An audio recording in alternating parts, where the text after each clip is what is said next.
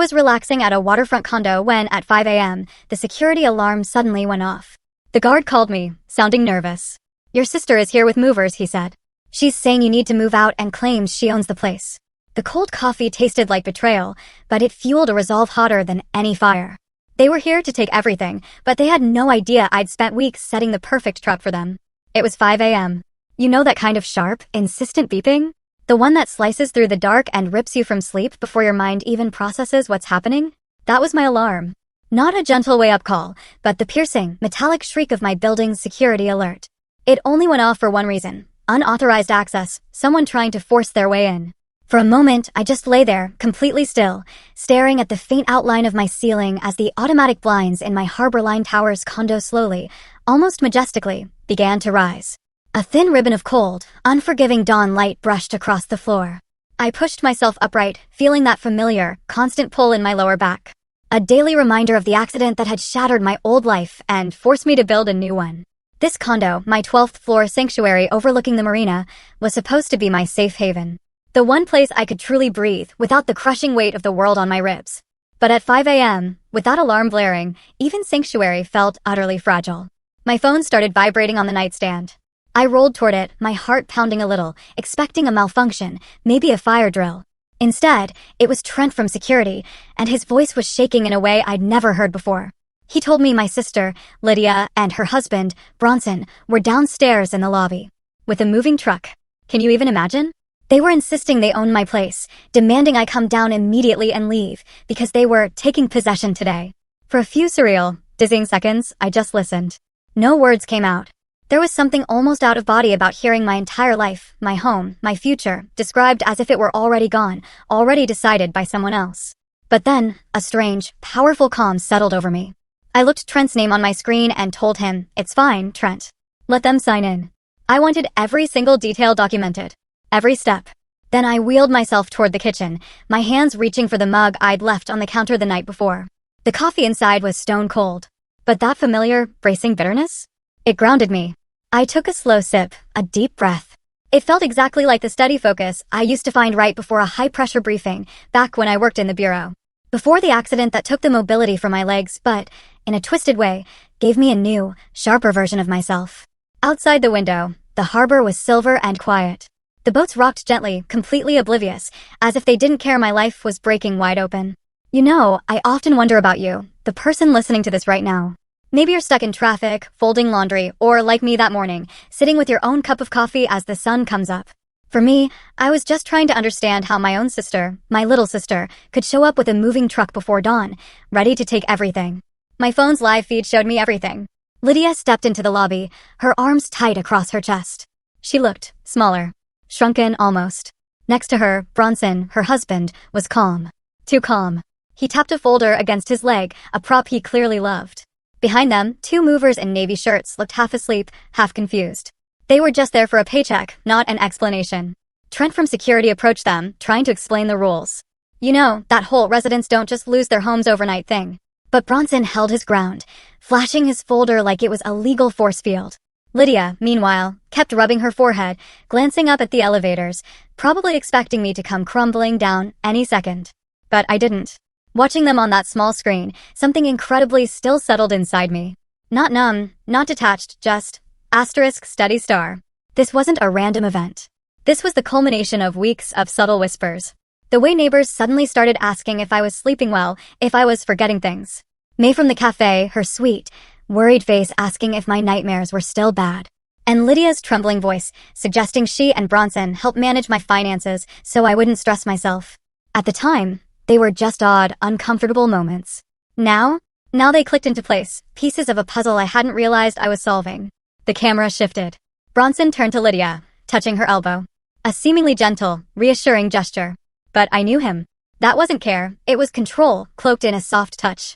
His jaw was tight, his eyes flicking constantly toward the elevators. This was his victory lap. He thought he'd outsmarted me, that I'd just buckle under the pressure. Another sip of cold coffee. The bitterness spread on my tongue, sharp and clear. It was almost poetic, watching them stand there, in my building, waiting to take the home that had become my lifeline. I had rebuilt myself in these walls. I'd learned to move through pain, to breathe when anxiety tried to crush my ribs so tightly I thought they might crack. I'd cried here, laughed here, pieced myself back together after the worst happened. And they genuinely believed they could erase it all with one surprise morning raid. The sun was fully up now, painting the harbor bright gold. Boats nudged gently against their ropes, oblivious to the coming storm. I brushed a strand of hair from my face. This wasn't a crisis. This was the opening act of a story I'd already written. They were walking straight into a trap, a plan I'd finished just yesterday. Every document, every piece of evidence. They had no idea. Trent looked up at the camera, probably wondering if he should call the police or just kick them out. But I didn't need that. I opened the microphone to a station. My voice was clear, calm, steady. Let them in, Trent. Let them sign the visitor log. I wanted everything documented, every single step. When I ended the connection, the condo felt strangely quiet. The alarm had stopped. The blinds were wide open. The gentle clink of masts drifted up from the marina. I sat, hands resting on my chair wheels, breathing evenly. They had no idea what I'd done. And they were about to find out. Before that morning, before the moving truck and the cold coffee that steadied my nerves, there was a different me. The me that woke up searching for my old self in the dark. This was 2019. I wasn't in a wheelchair, tucked away in a San Diego condo.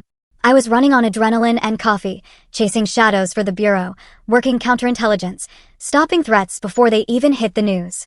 My days were measured in briefings and coded conversations I couldn't share at family dinners. My body did what I asked. My mind believed I could outrun anything. You know, when people think accident, they imagine one big crash. But for me, the moment that changed everything started small. A weird financial pattern, a familiar name on an odd list. A lead we followed, right into a late-night surveillance op that should have been routine. It wasn't. I remember fragments, wet pavement, blinding headlights, the sickening feeling when another car, fleeing some other crime, smashed into us. Metal screamed. Glass rained like cold stars. Then, nothing. I woke up in the hospital, everything hazy from the drugs. They told my loved ones they might lose me. Then, that I'd live, but my legs, they wouldn't carry me the same way. My spine had paid the price. Rehab, a wheelchair, limits I'd never imagined. The bureau gave me medals, handshakes, words about sacrifice.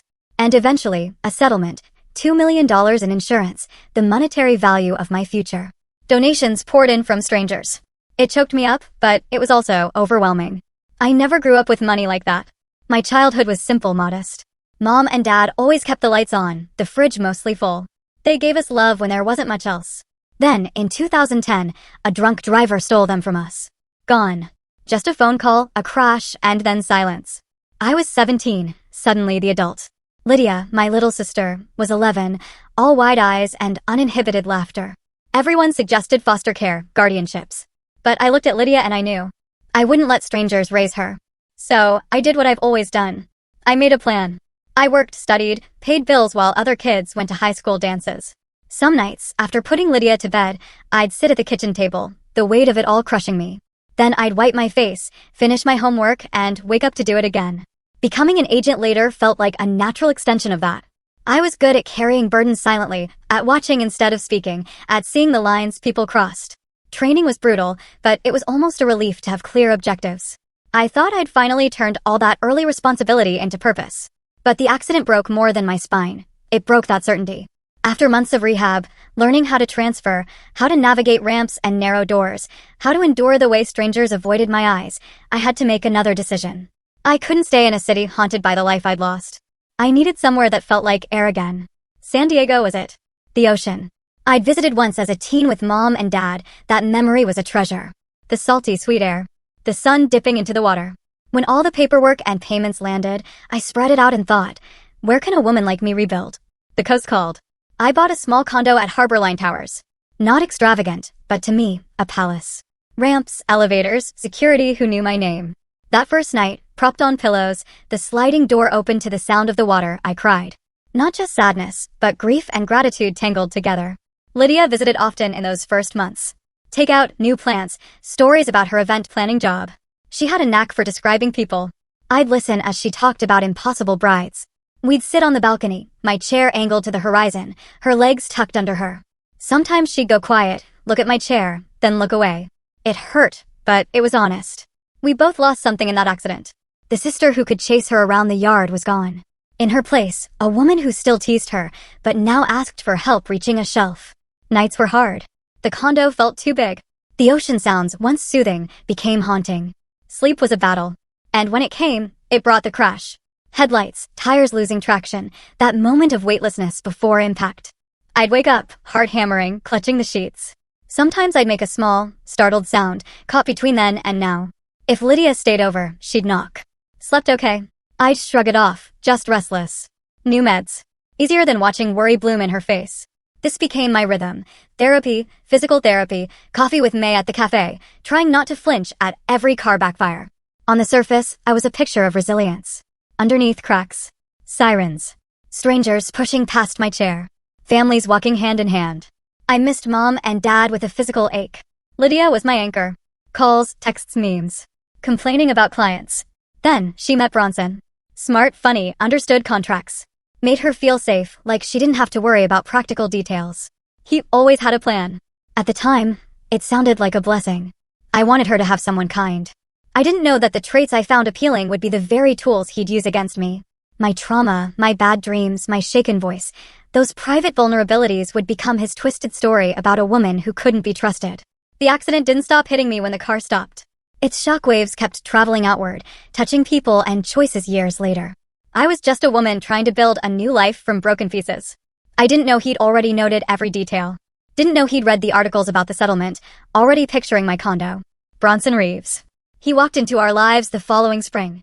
That spring, the San Diego kind, when the ocean breeze feels playful, Lydia showed up at my condo glowing. Pale blue dress, talking so fast I had to tell her to breathe.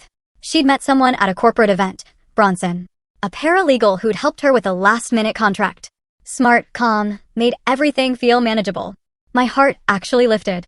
After everything, I desperately wanted her to have someone good. He visited a week later.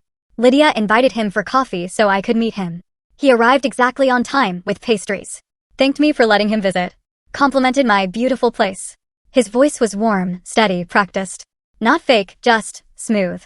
Like someone who knew how to disarm. If I hadn't been an agent, I might have thought he was genuinely thoughtful. He sat, turning his coffee mug, as Lydia chattered. He'd add a detail, a supportive comment. Asked about my rehab, the building, the view. Harmless questions on the surface. But even then, I caught his eyes flicking around my condo, not with admiration, but with calculation. Like he was taking inventory of more than just the furniture. I told myself I was being overly sensitive, my old bureau habits kicking in. I was trying so hard not to see every stranger as a threat anymore. It was a habit that kept me alive in one world, but it was exhausting in this new one.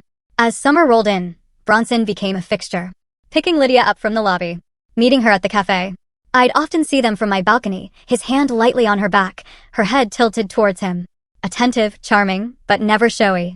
Even May at the cafe commented on his kindly face and how well he tipped. You know how quickly those impressions form in a building like ours. Then, one morning, getting my coffee downstairs, May asked if I'd been sleeping all right. My breath hitched. She said Lydia mentioned my nightmares, the noises I sometimes made. Asked if I ever woke up disoriented, if someone was checking on me. That question didn't feel random. It felt planted. I brushed it off, just new meds. She nodded, that gentle, worried nod older women give when they know something's off, but don't want to push. The unease hovered. As I rolled out of the cafe and back toward the elevator, a neighbor, usually reserved, passed me. He slowed down just a little and asked if everything was all right in my unit. Said he'd heard the lock was weak. Weak? I was meticulous about security. Trauma sharpens habits like lock checking. I never left my door unsecured. I told him no, and he gave a small awkward smile and left. The ride to the 12th floor felt endless. I replayed his question. There was something off about his phrasing, like he was repeating a script, not something he'd seen. When I reached my floor, the hallway felt different. Not physically, but the energy. Like whispers had just passed through. People in buildings like ours talk. They notice when someone struggles, when routines change. If someone wanted to build a narrative about my mental stability, this was the perfect environment. Inside my condo, a sliver of unease found its way in. Had Lydia mentioned my bad nights to anyone else? Had I said something half asleep? 2 conversations in one morning, touching the same nerve, both wrapped in concern, but threaded with sinister implication. A quiet alarm bell started ringing in my mind. I thought back to Bronson's first visit.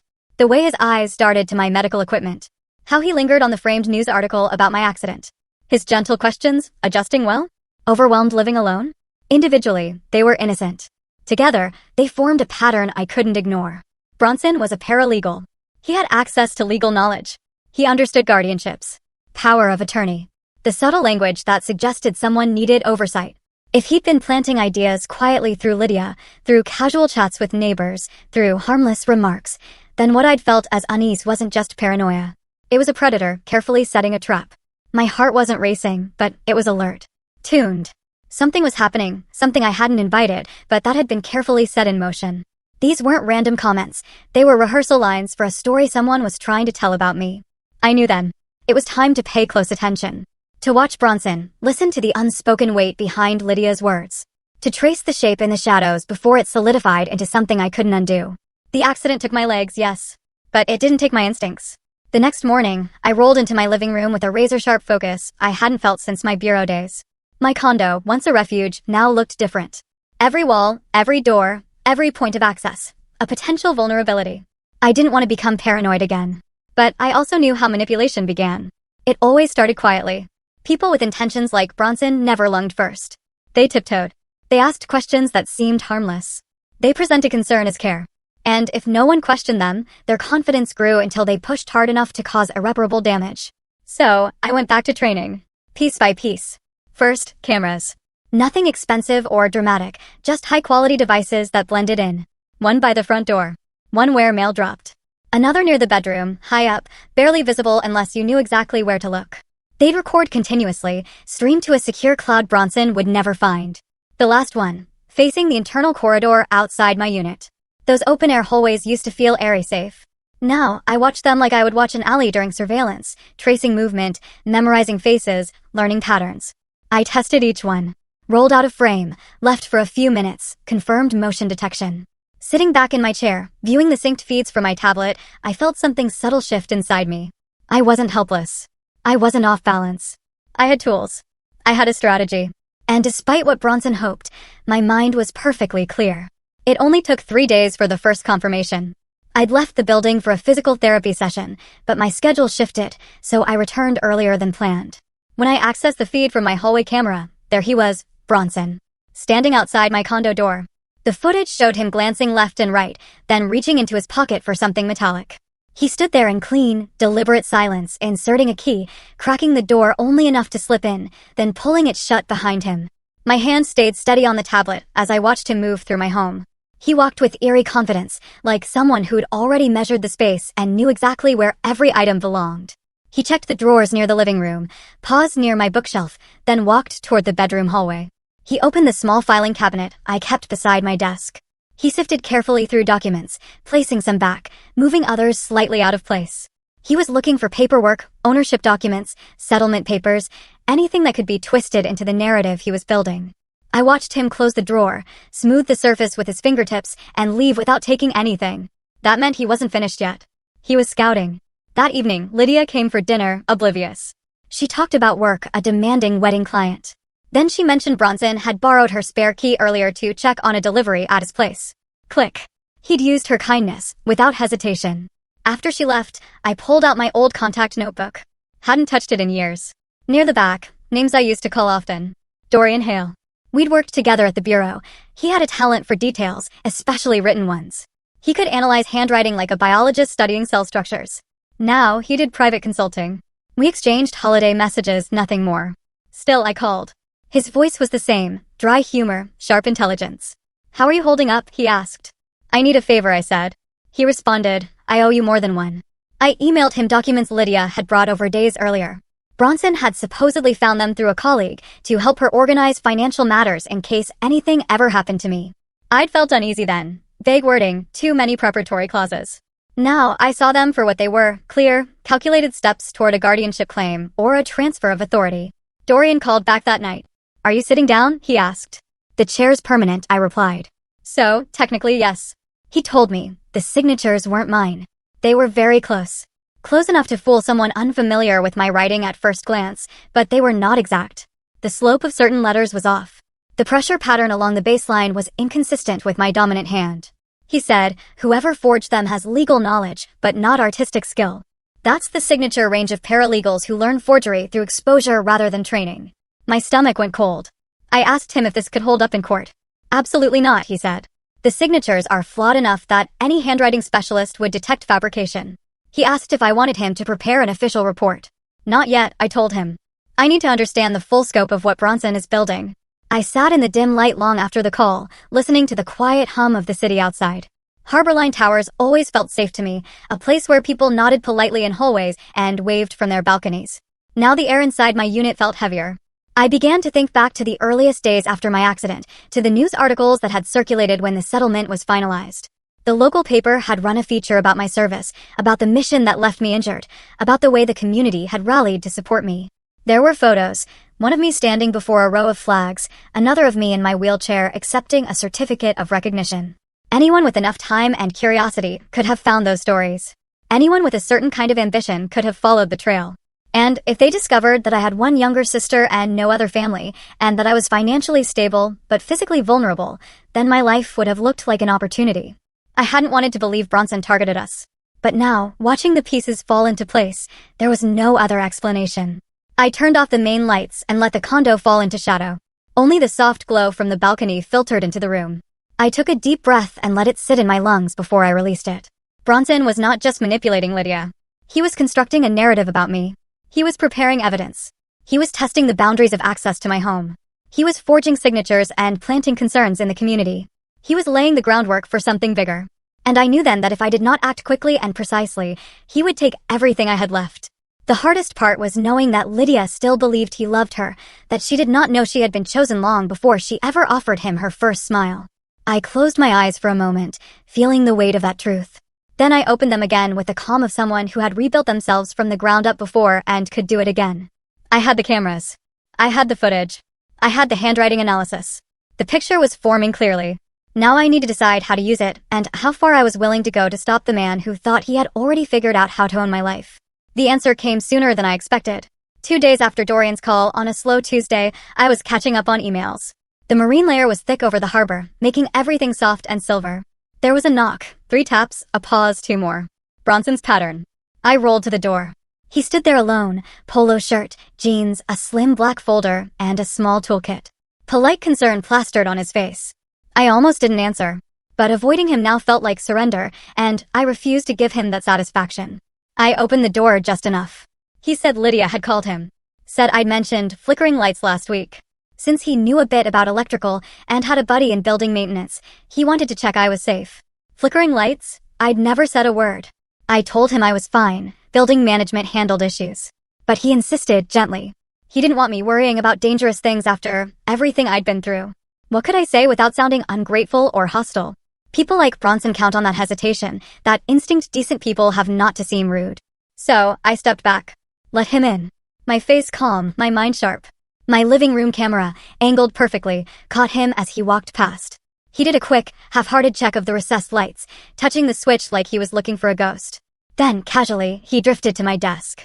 "Laptop giving you trouble?" he asked, already reaching behind it, fiddling with the power strip. Anyone else would see concern. I saw his eyes sliding to the filing cabinet next to the desk, the one he'd rifled through before. "Stay still," I told myself. "Let him show you." He straightened up. "Power surges, you know, they can affect electronics." He asked if he could move a few things to get a better sense of where the cables were. I nodded. He pulled my desk chair slightly aside, rested a hand on the file cabinet as if using it for balance. Then, with the same casual motion someone uses to scratch an itch, he opened the top drawer. He didn't know I'd rearranged everything after his last visit. Neatly labeled folders, copies of my settlement, my bureau ID, tax returns. He flipped through them, his practiced fingers lingering a little too long on anything with account numbers or property details. I sat a few feet away, hands folded in my lap, face neutral. Inside, my thoughts clicked one by one like an old safe dial. He asked if I'd ever thought about simplifying all this paperwork. Said with my medical history, it might make sense to put certain things in a structure that would protect me if anything happened. That phrase, if anything happened, it landed like a pebble tossed into a still pond. I asked him what he meant. He launched into what he clearly thought was a reassuring explanation. He finished checking the outlet, put the few folders back, slightly out of alignment with the rest, and then spoke about trusts and family entities and shared decision-making. His tone stayed light, conversational, as if he was discussing recipes, not legal control. He said that with me living alone and dealing with trauma from the accident, giving Lydia and him some authority over major decisions could help. It would make things simpler if my health ever declined. He didn't say my mind ever declined, but the implications sat right there between us. After he left, I waited for the door to shut, his footsteps to fade down the hallway. Then I rolled to my desk, opened the camera feeds. I watched the scene again. His pretext about the lights. His hand on the file cabinet. His quick scan of the labels. His little speech about trusts. It was all there. A few days later, Lydia came for dinner. She brought my favorite pasta and salad from the place near her apartment. We ate. The balcony door cracked open to the evening air. She seemed a little distracted, twisting her napkin. Halfway through the meal, she cleared her throat. "I want to ask you something," she began, "but I don't want you to take it the wrong way." My stomach tightened even though my voice stayed level when I told her to go ahead. She said she and Bronson had been talking about my future. That was exactly how she phrased it. My future. She said they worried about how much stress I carried on my own, the bills, the condo security, the investments from the settlement. She reminded me I'd been through so much already that I deserved to rest more. Then she repeated almost word for word what Bronson had said about shared responsibility. She told me Bronson knew all kinds of options in the legal world, lawyers who helped families in situations like mine. She said maybe we should think about setting up something where they could help manage things so I wouldn't have to. The words hung in the air between us. They came out of her mouth, but they carried his fingerprints. I asked her gently if she worried that I was not capable of keeping up with my own life. She rushed to say no, that it wasn't like that. She knew I was smart and organized. She just didn't want me to feel alone in it all. Then she added something that cut more deeply than she probably realized. She said that sometimes I did seem a little forgetful, especially after a bad night. Maybe it would be a relief to have help. It is a strange thing hearing your own vulnerability used as evidence against you, even when it's wrapped in concern. I looked at her across the table. This young woman I had raised from the age of 11. This person whose scraped knees I had bandaged and whose tears I had wiped away when she missed mom and dad too much to speak.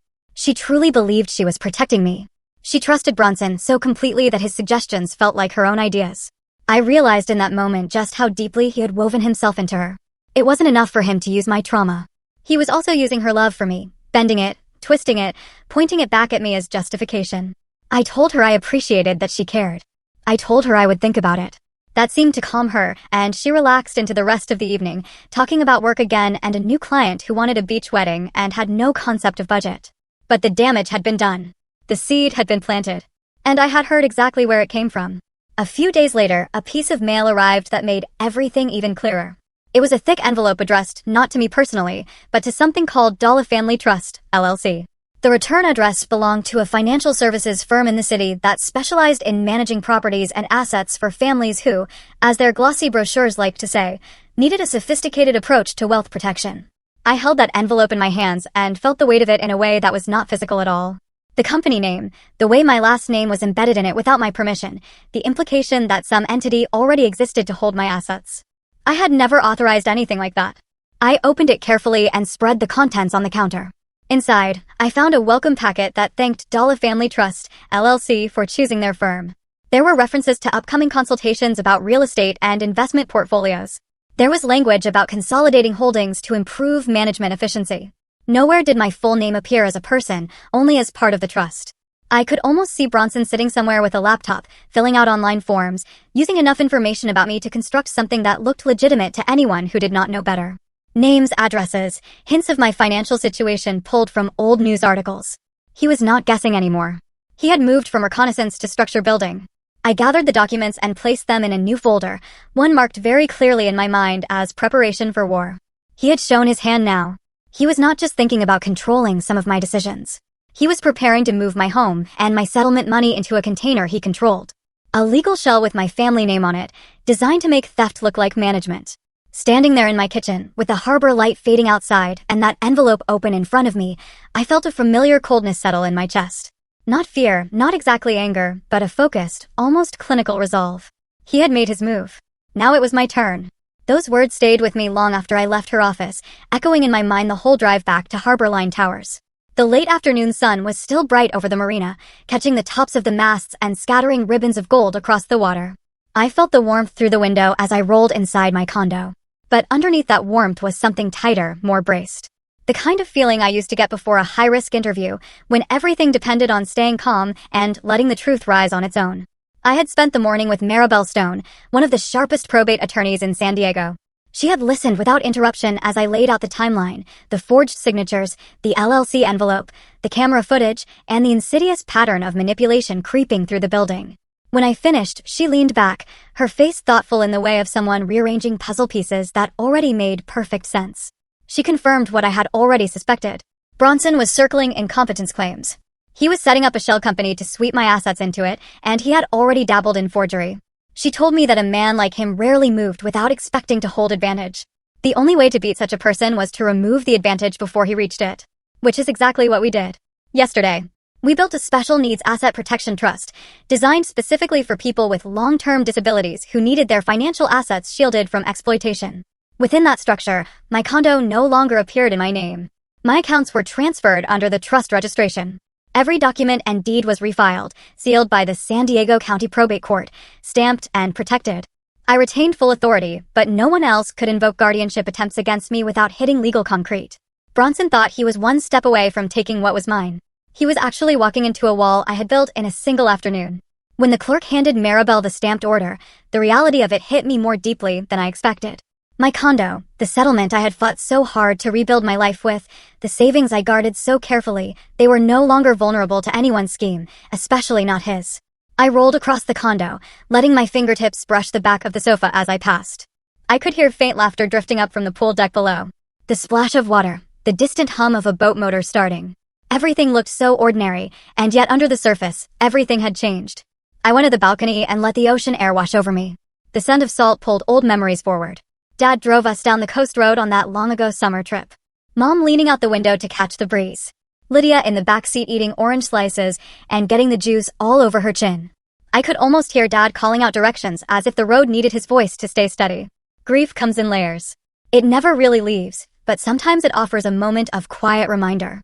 Standing there, I felt their absence and their presence at once. It made me even more certain that I could not let someone like Bronson touch anything connected to our name. Inside my phone buzzed, a text from Lydia. She said she might stop by later if I was free, just to talk.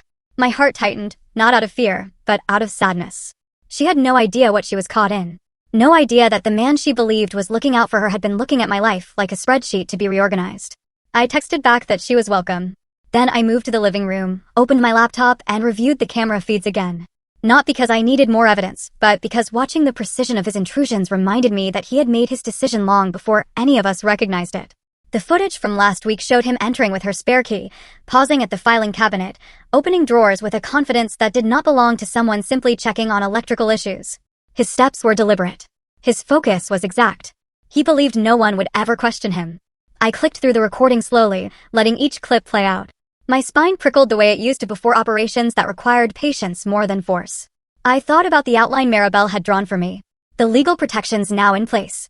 It felt like someone had locked a steel door behind me, not one that trapped me inside, but one that ensured no one could push their way through again. As evening settled, Lydia arrived. She let herself in with the soft knock she had used since she was a girl. When she stepped into the living room, she looked tired, her shoulders drawn up slightly, as if holding a weight she did not understand. Her eyes flicked instantly to my chair, then to the table where some documents were spread out. She hesitated. I asked how she was, and she sat on the edge of the sofa, twisting her fingers together in her lap, the way she always did when something troubled her. She mentioned that Bronson seemed stressed lately. Busy, preoccupied. He had been talking more about planning for the future, about responsibilities, about making sure everything was handled properly if something ever happened. There it was again, that phrase, those quiet, rehearsed lines. I asked her gently if she ever felt like he wanted control, not help. She blinked, confused, and shook her head. She said he just cared. She said he just wanted what was best for us. The ache in my chest deepened. She meant it. I'd changed the subject before her worry grew. We talked about her week, about the wedding venue near La Jolla that booked a last-minute event. She described the decor, the catering disaster that was narrowly avoided, the way the bride cried 3 times over color palettes. She made me laugh, and for a moment, the air around us felt normal again. Later, when she left, I watched from the balcony as she crossed the street toward the parking garage. She paused at the curb and looked up for a moment at my unit on the 12th floor. Her expression was unreadable from that distance, but something about the tilt of her head made my heart twist. I had protected her since she was 11. I had stepped into the role Mom and Dad left behind without hesitation.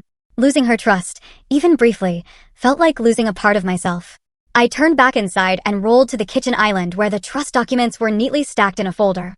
I placed my palm lightly on top of them. These pages were not only legal protection. They were the boundary I had never expected to need against someone who had married into my family. I closed the folder and slid it into the drawer by my desk. Then I sat quietly listening to the hum of the refrigerator and the faint groan of the building, settling for the night. The lights from the harbor flickered across the ceiling. Maribel had been right. Everything was in place. The court had sealed the trust yesterday. The transfers were complete. The structure was solid. Now all that remained was to wait for the moment when Bronson pushed too far. The moment he believed he had already won. The moment he walked directly into the trap he had no idea existed. I spent the rest of that night preparing for what needed to come next.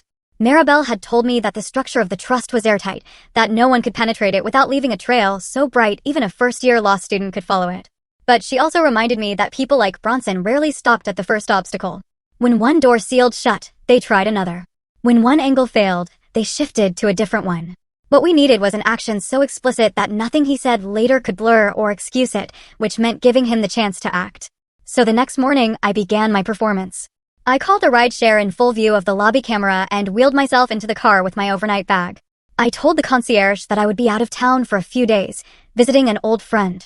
I left cheerful messages in the resident app thanking people for watering their plants as spring approached. I made sure every detail felt effortless and believable. Then I had the driver circle the block twice and dropped me at the rear entrance of the building, the one used mainly for deliveries. I slipped back in through the service hallway and rode the freight elevator up to my floor. No resident saw me. No one but the night shift staff would know I was inside. My condo felt strangely theatrical after that. I closed the blinds, dimmed the lights, and rolled quietly into the bedroom. It was the only room with no reason for him to enter and the only place where I could stay hidden without risk of being seen through the glass. I set my laptop on the edge of the bed, opened the security feeds, and let all 6 camera windows arrange themselves across the screen. It felt like sitting in a small operations van again. The glow, the quiet hum of electronics, the way the world outside became a series of moving squares. The first day passed without incident. I watched maintenance workers vacuum the hallway carpets. I watched delivery drivers drop off packages at neighboring units. Lydia texted once asking if my trip was going well. I answered with a simple message that I had arrived safely. The second day was the same, uneventful, almost disappointingly so, but patience had been part of my training once, and I still knew how to use it. On the third day, while the harbor lay under bright sunlight and the city moved through its early afternoon rhythms, everything shifted. At 2:14 in the afternoon, my hallway camera registered motion. I watched the pixel alert turn bright green. Then the feed showed Bronson walking toward my door with a familiarity that made my stomach tighten. He looked around the corridor once, twice, then reached into his pocket. He pulled out the stolen key.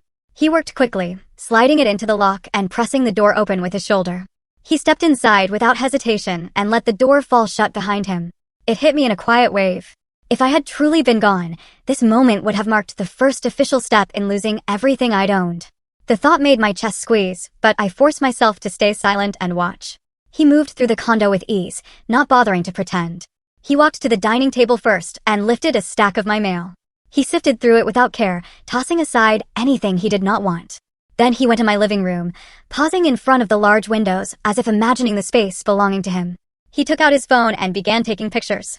Wide shots of the room, close shots of the built-in shelving, angled shots of the kitchen counters and appliances. He sent them to someone. I could see the messages pop across the top of his phone screen in the feed. 3 images at a time. No commentary, just photos. Then he spoke to himself. The microphone on my camera picked up every word. He said, "Asterisk, she will not see a single penny of this. Asterisk, he said. Asterisk, this condo belongs to me. Asterisk, he said this was the easiest transfer he had ever executed, that it would all look perfectly legal. By the time he was done, I sat very still in the bedroom, listening to his voice carry through the digital speakers. My hands were steady. My breathing was even. For a moment, there was no anger, only a cold familiarity with the kind of person who could say such things out loud. He truly believed it. He walked toward my desk and opened the same drawer he had searched before. He glanced over the folders again, muttering that he needed the right paper signed to finish the transition. He said that once those signatures were in place, the trust would be locked and Lydia would hold everything through him. He said that no court would bother listening to a disabled woman if there were concerns about her competency. That was when the laptop on the bed buzzed with an incoming call. I recognized the caller ID instantly. Lydia. I waited a beat before answering. If she heard too much silence, she would worry. I tried to keep my voice light when I said, "Hello." She sounded out of breath. Her words rushed. She asked where I was and if I had a minute. Then she said Bronson had mentioned something important before leaving their apartment. Something about needing me to sign a few documents for my protection. She repeated that phrase exactly the way he did, for my protection.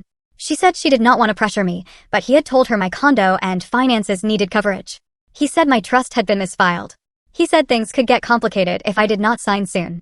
I closed my eyes for a moment, letting her voice settle in my ear. She had no idea what she was saying. She had no idea she was standing on a line he had drawn for her. I asked her calmly if she believed I was unable to make decisions. If she believed I was losing track of things.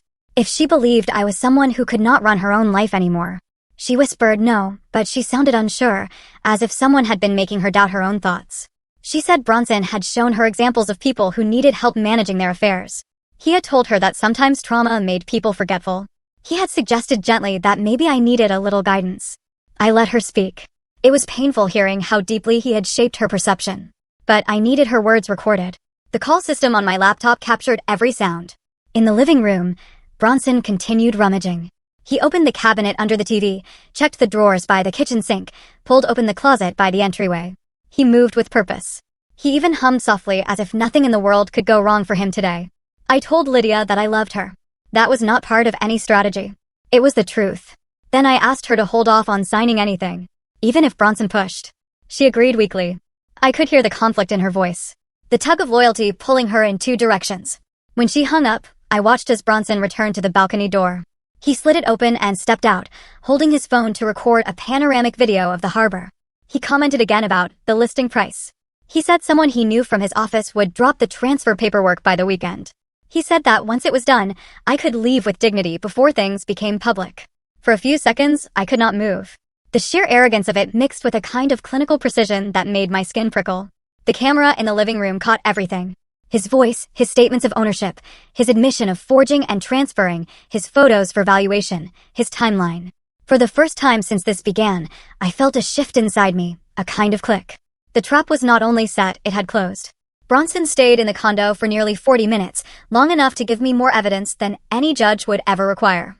When he finally left, he did not even bother to straighten anything he had disturbed. The moment the front door shut behind him, I let out a breath I had not realized I had been holding. The condo felt different again. Not invaded this time, but reclaimed.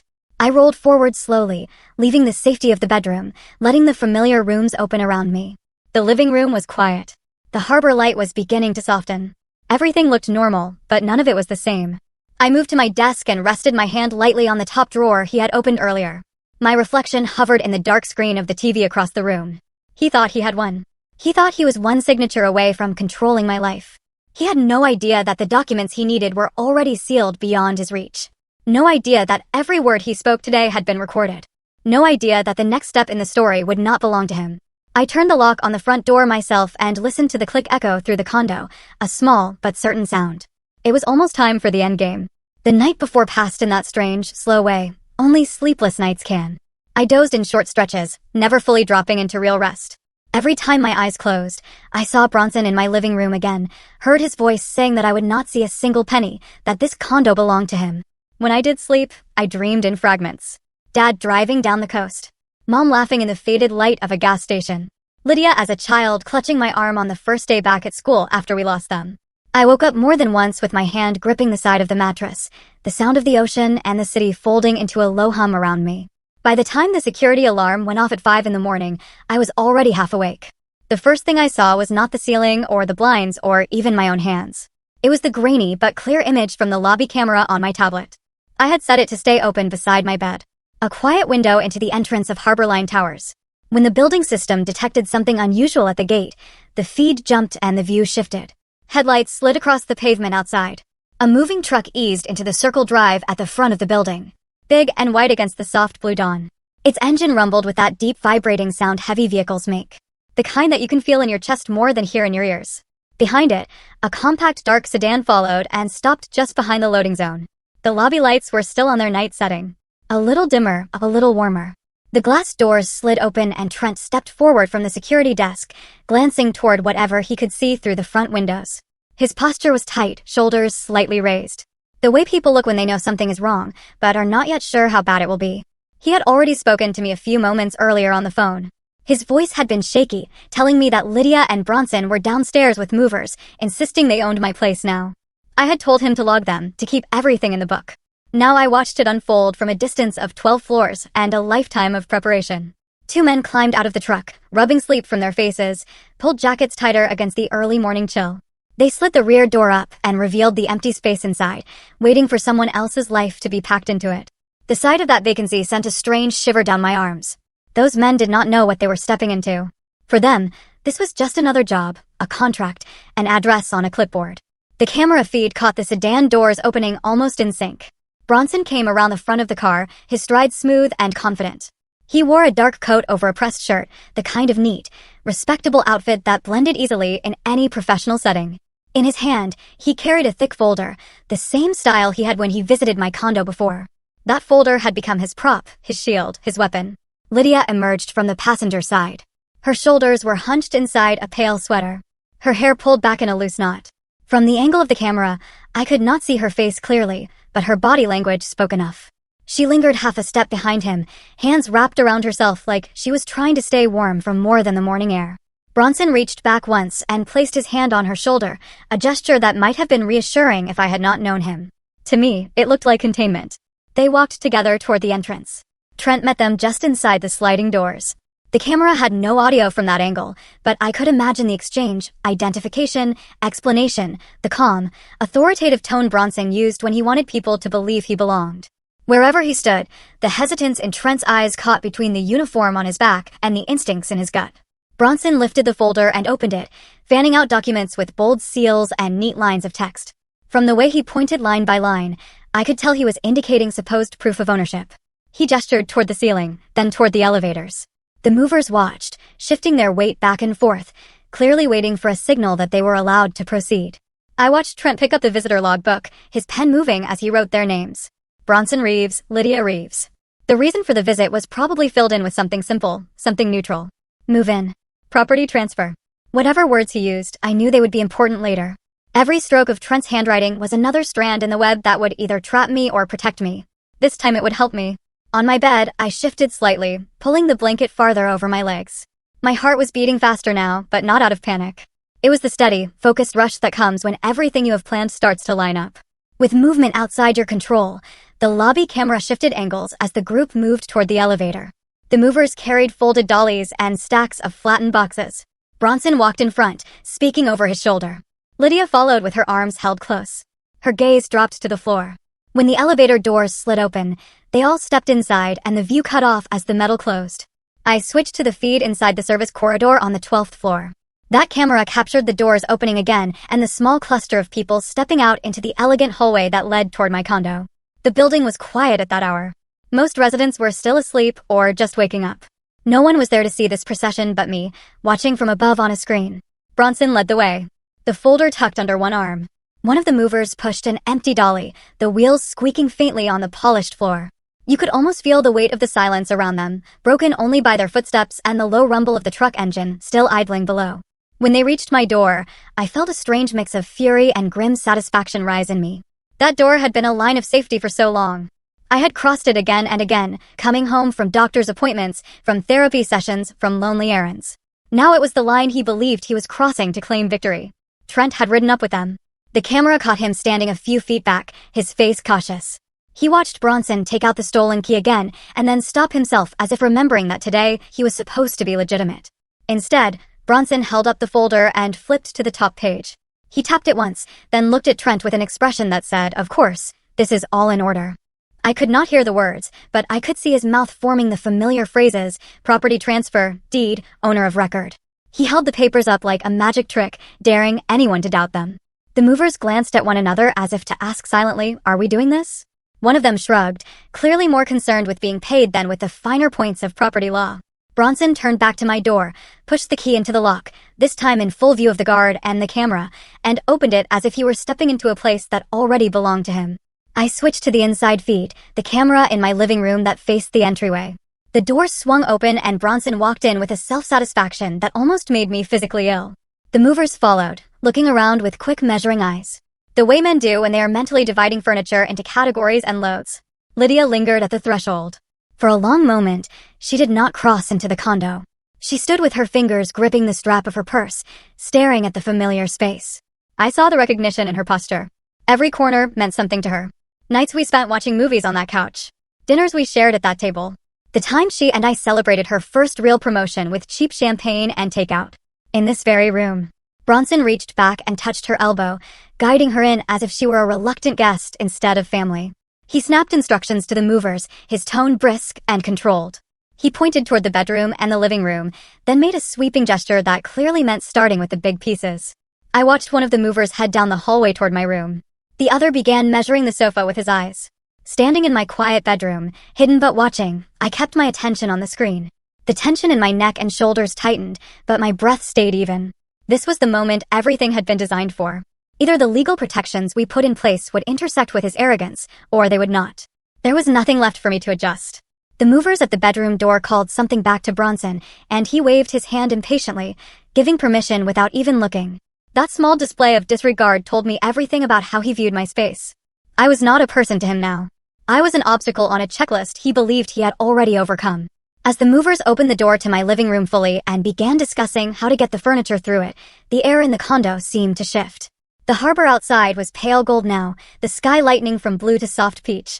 The city was waking up, people making coffee, turning on news programs, stepping into showers, having no idea what was happening on the 12th floor of a building by that water. I sat there in the shadows of my bedroom, the laptop screen glowing softly on the bed beside me, and watched as strangers made their first moves toward dismantling the life I had built. Or so they thought. In reality, every step they took brought us all closer to the moment when Bronson would find out that the story he had written was not the one that would stand. The first sign that the tide was turning was not dramatic. It was a small flicker in the corner of my tablet screen where the exterior camera feed sat. A dark shape pulled into the drive behind the moving truck. Smaller, quieter. The outline of a patrol car with the familiar blue and white markings of the San Diego Police Department. Its headlights washed over the back of the moving truck, then dimmed as the engine shut off. I could almost feel Trent's relief through the camera. He stood near the lobby entrance, arms folded tightly, watching the movers begin to maneuver toward the elevators. When the patrol car doors opened and 2 officers stepped out, he moved toward the sliding glass doors as if a pressure inside his chest had finally found a release valve. One officer was a woman in her 40s, compact and steady. Her dark hair pulled back, her expression neutral but alert. The other was a younger man, tall, scanning the scene with the cautious curiosity of someone still learning how quickly situations can shift. The older officer spoke briefly with Trent. He gestured upward toward the upper floors, toward the moving truck, toward the visitor logbook on his desk. This was the part Maribel and I had planned for. Nothing dramatic, nothing that would tip our hand too early. Just a quiet note from building management that something felt wrong. An unannounced move. A resident someone thought was out of town, but not officially. A key that had not been cleared through the concierge. Enough red flags to justify a welfare check. On my screen, I watched the officers ride the elevator up with Trent. The movers continued gathering boxes, not yet aware that anything was different. Bronson was in my living room explaining to one of the men how he wanted the larger piece of furniture angled in the truck so it would not be scratched. Lydia stood near the dining table, fingers pressed to her lips, looking anywhere but at the sofa they were about to take. The service corridor camera captured the elevator doors opening onto my floor again. The officers stepped out first, Trent following. The younger one adjusted his belt, resting his hand near his radio. The older one took in the hallway at a glance, her gaze landing on the open door of my condo, and the strange, half-seen scene, movers hovering over someone else's belongings before sunrise. She walked forward with a measured pace and stopped just outside my doorway. From my bedroom, hidden but watching, I saw her raise a hand slightly in a polite, firm gesture. "What's going on here?" she asked. Her voice carried just enough for the living room microphone to pick up. Bronson turned, the practiced smile already on his face. The deed folder tucked under his arm like a passport to anywhere he wanted to go. He greeted her as if this were an inconvenience, nothing more. He said they were simply completing a move-in. He said he had the deed and transfer papers right there if she needed proof. He sounded so sure of himself that for a moment, if I had not known better, even I might have believed him. The officer asked to see the documents.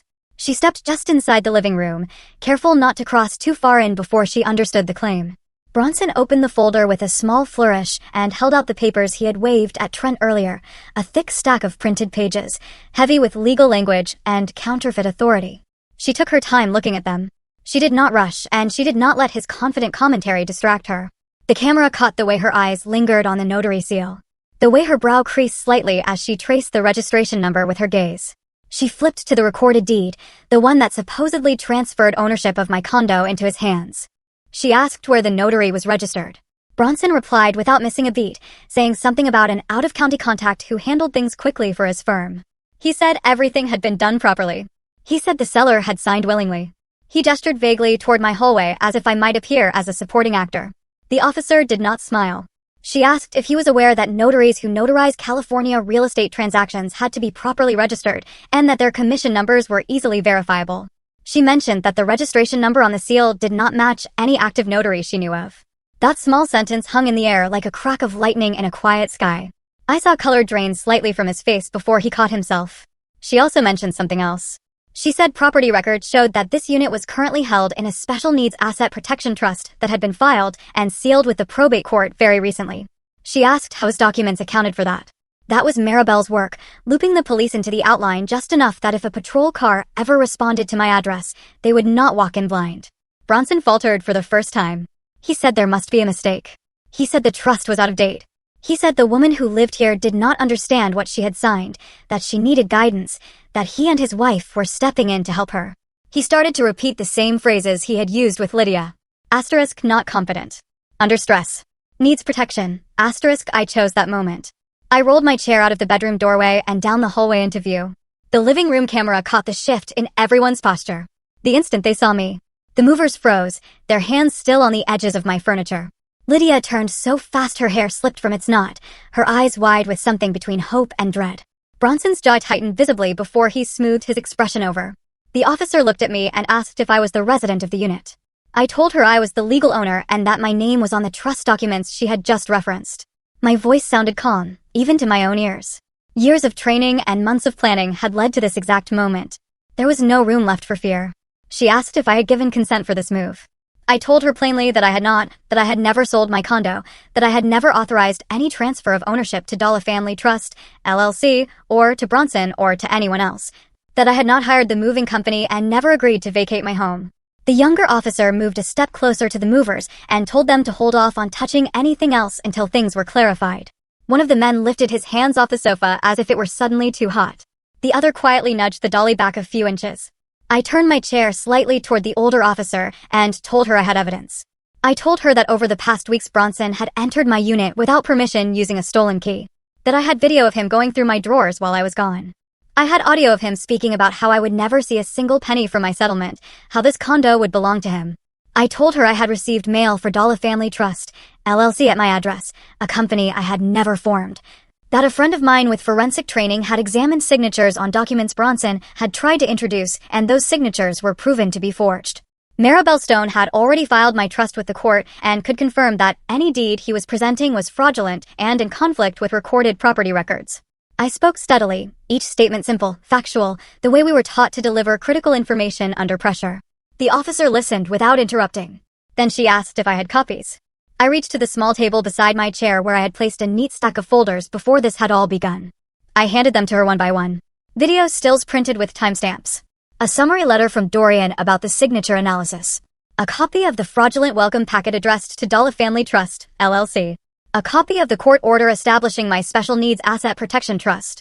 Her eyes moved over each page with increasing focus.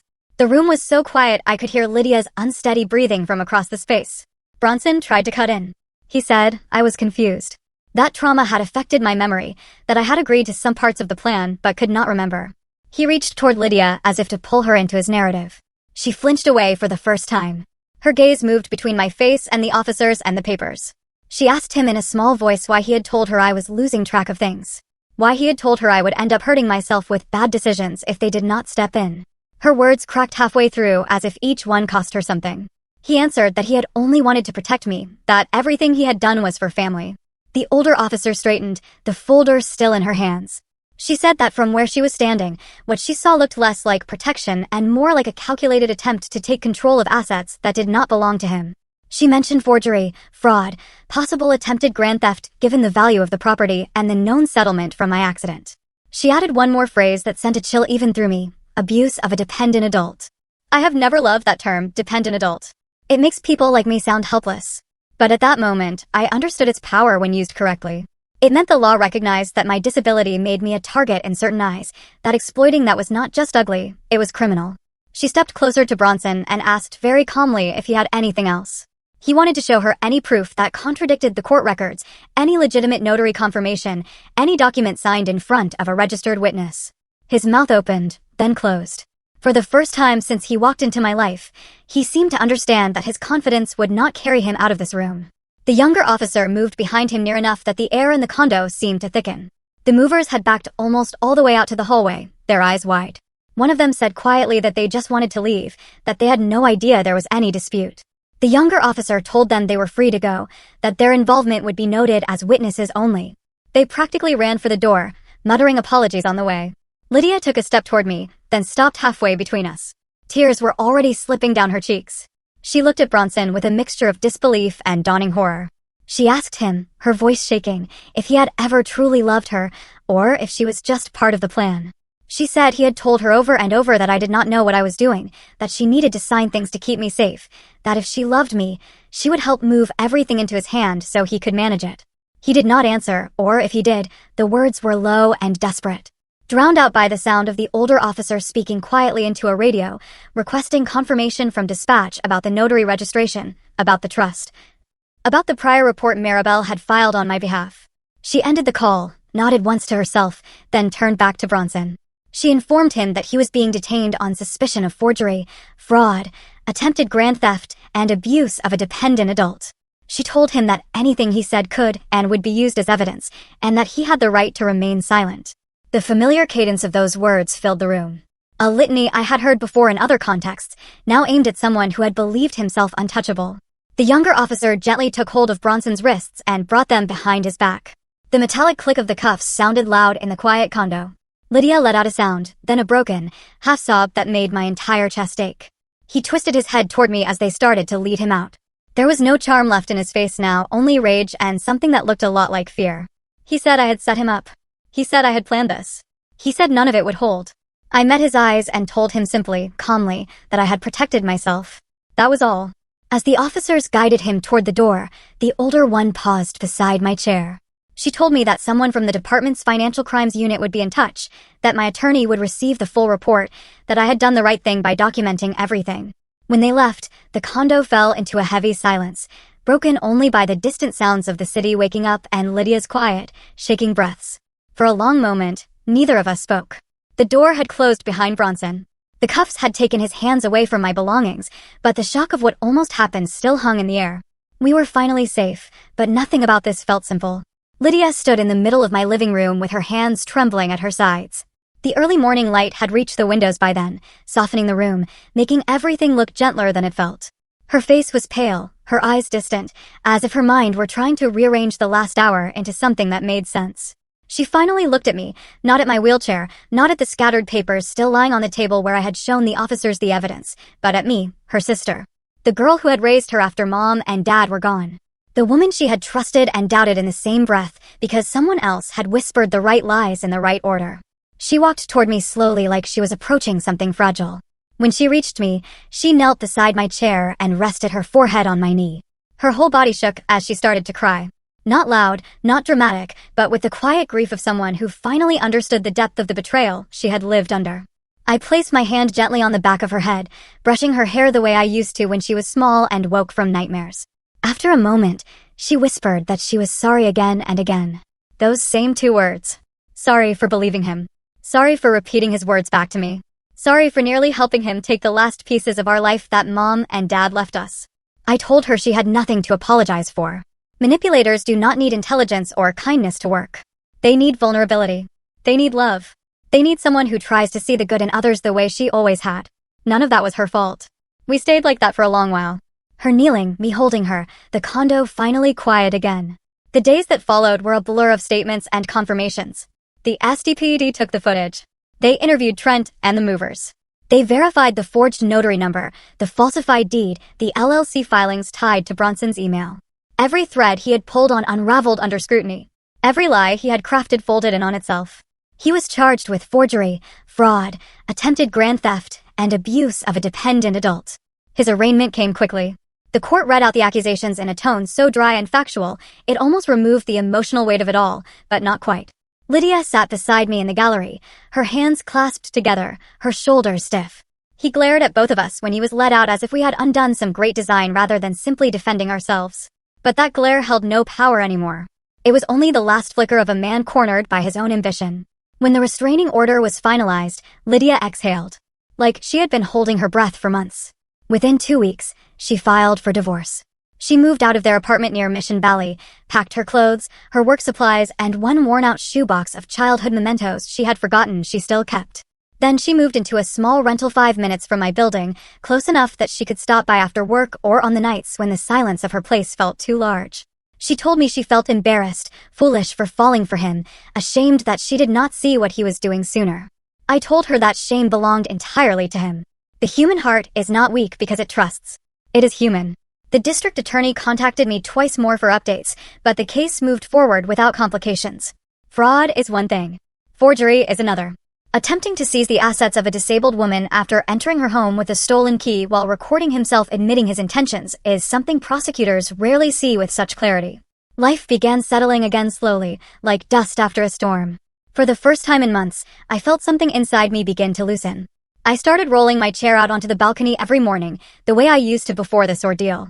The ocean air always carried a mix of salt and diesel from the harbor, a scent that felt oddly comforting. Boats drifted out into the channel. Gulls wheeled lazily overhead.